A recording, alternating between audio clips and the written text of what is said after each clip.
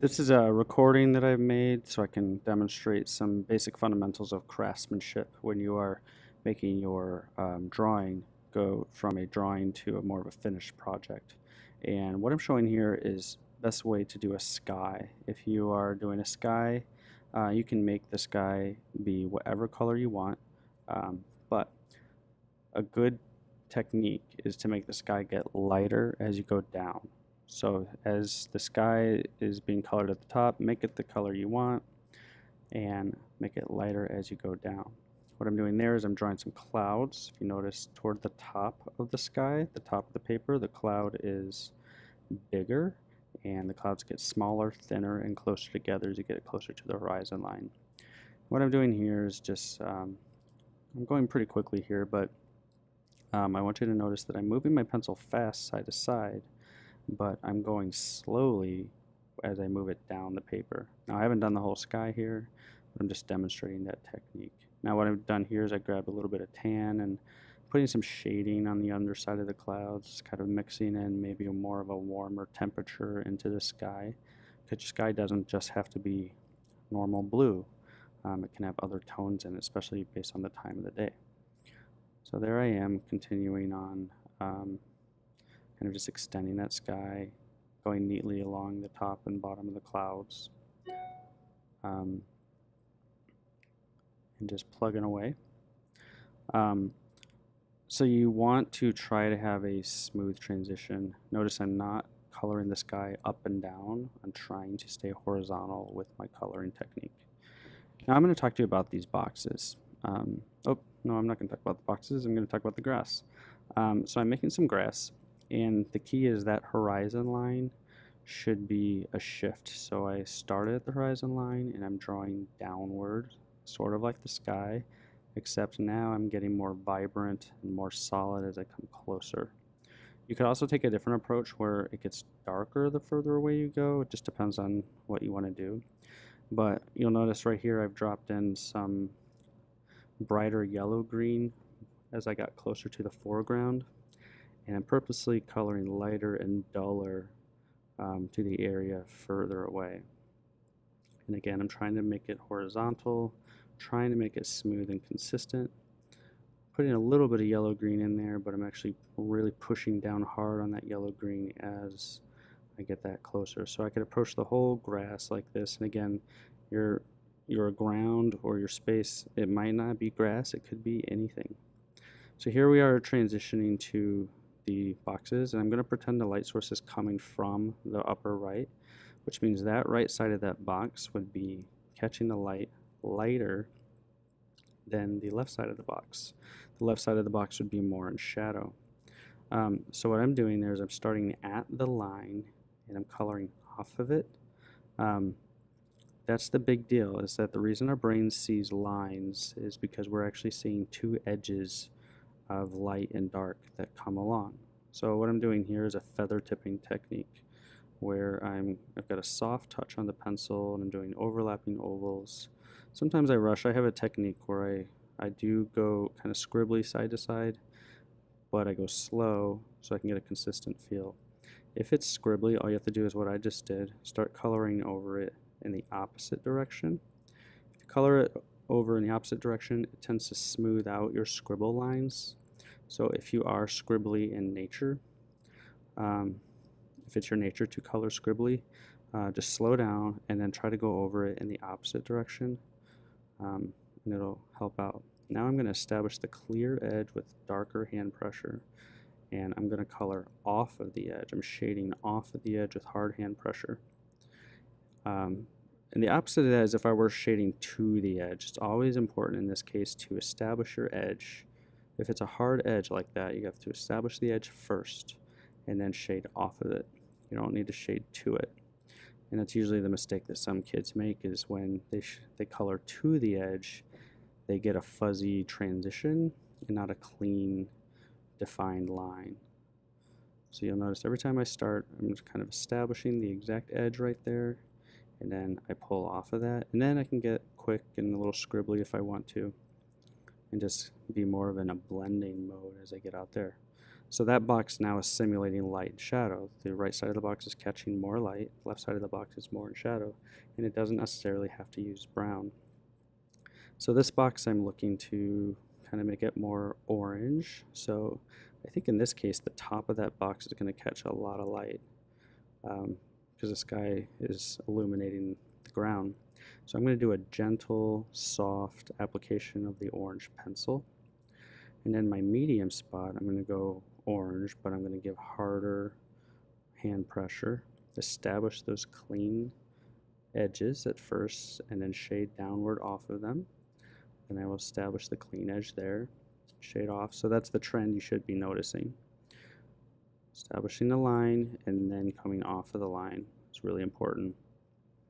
Now once you get into the middle, I mean, it doesn't have to be solid orange. You can just have a little bit of variety in there with your light and your shadow. And now I'm just trying to soften it up and make it all match. Now this one, this dark side, I'm switching to like a brown color. So I just grab a brown pencil and I'm establishing that absolute darker side. It's catching some light because it's daylight, but it would be in more shadow than the other two. And I can't press harder with that orange, so I switch to brown. The key is those clean, crisp edges between the brown and the orange and the brown and the light orange. And then once I get down here, I can loosen up, just make sure I get to the edge cleanly. Now the problem here is my brown, in this case, I feel like my brown doesn't really match up with the orange. So what I'm going to do is grab some orange and kind of coat over top of it. And that's going to sort of orangify my brown to make that orange look like it belongs with that brown, and it's more of a natural transition. So this is just a general technique of coloring, but we're not just coloring, we are shading with our pencils. Right here I'm just sort of establishing that there might be a cast shadow.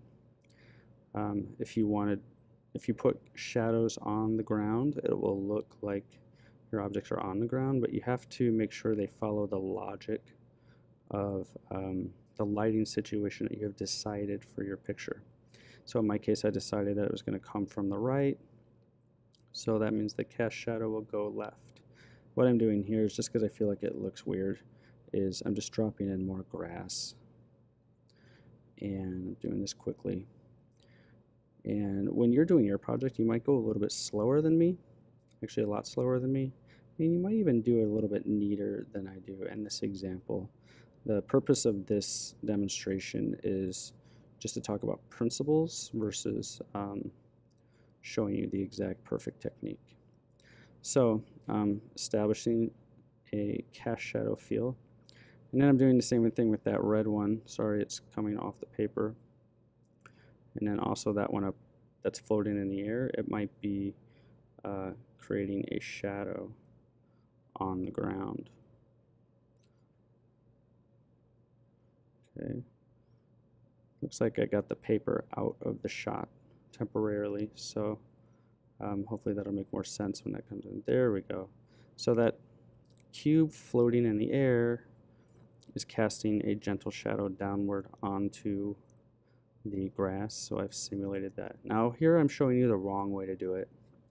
The wrong way to do it is if you just color the whole thing one solid type of a color.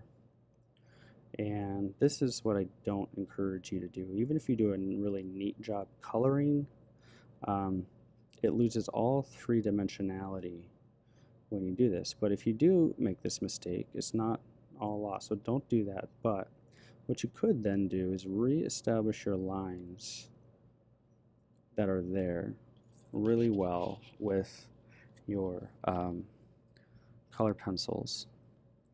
And if you re-establish them, then you can go back to our original technique. I'm establishing a dark undertone underneath there. Dark hand pressure, because the light is coming from the sky. So that part would be mostly in shadow. Now on the left side, this is similar to the orange box. On the left side, I'm going to go right to that line and color off of it. so that I've created an edge. And hopefully you're seeing the awesome three-dimensionality that's happening just from me paying attention to my edges and my lights and my darks. So now my underside isn't dark enough in my opinion, so I'm going to switch to like a brown or a black and just reestablish that edge and just do a little, I'm not going too hard, I'm just adding some deep darkness to that underside. And what that does is I've taken a poorly colored basic form that was all poorly colored blue, and I was able to adjust it. So here's just like a city drawing sketch I'm pulling out. There's already a little shading going on in here, and just going to throw some pencil on there. And again, this isn't showing you a perfect finished drawing project, but the idea that even if the sky is in pencil, I would want to make that sky get lighter as it goes down.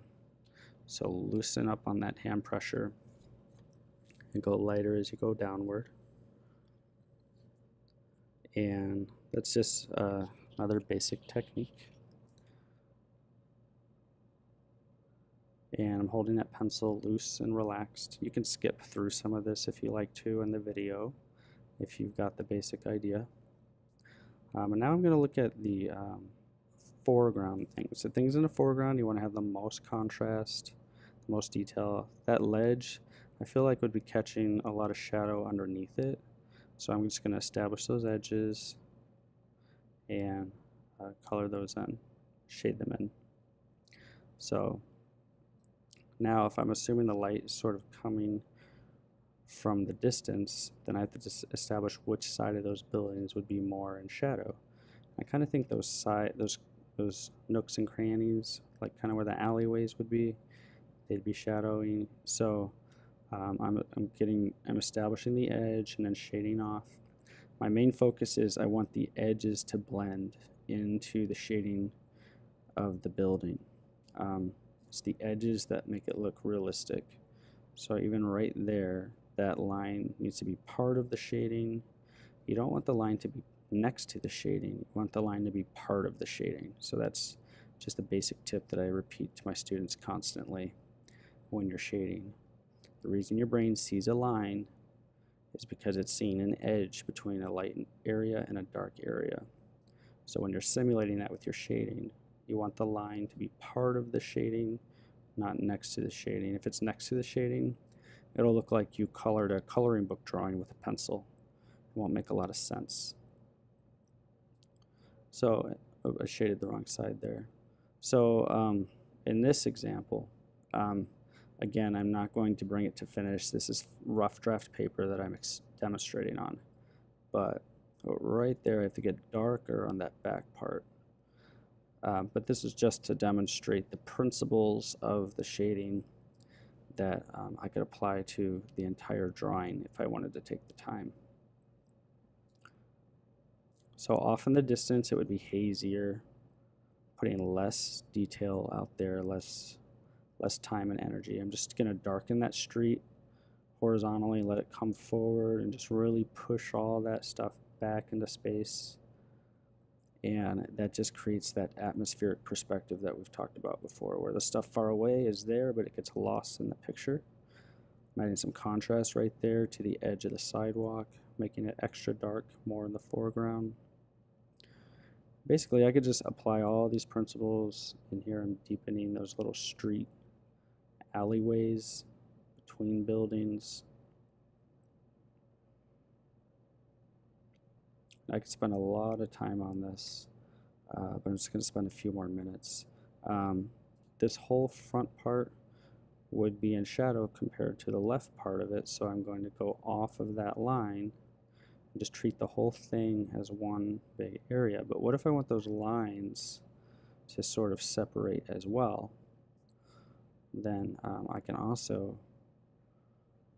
pull off of those. Let me just finish up right here a little bit. So now I'm going to that line, establishing an edge, and now I'm going to fade it off.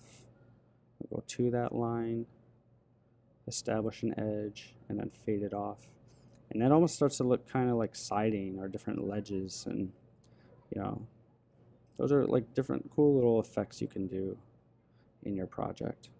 So there's way more you can do. We can also ink things with Sharpie, and we can watercolor. Um, but I wanted to just show you basic shading principles with color pencils and regular pencil.